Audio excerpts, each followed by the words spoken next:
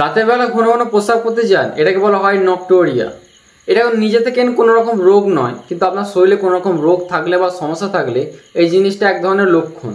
কি কি কারণে এটা হতে পারে?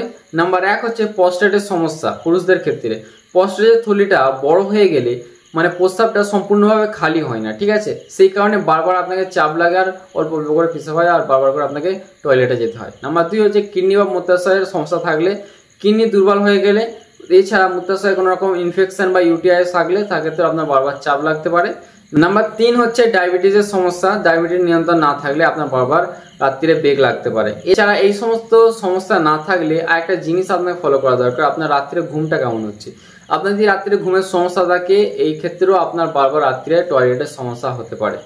আর এছাড়া আরেকটা জিনিস আছে, বয়স্কদের এইগুলো কমন ব্যাপার, কেন সেই সময় তেনাদের কিডনির কাজটা করা মানে ভালোভাবে কাজ করে না। এছাড়া হরমোনের যে ভারসাম্য সেটা ভালো মতো কাজ করে না, সেক্ষেত্রে তেনাদের বারবার রাত্রিরে চাপ লাগতে পারে।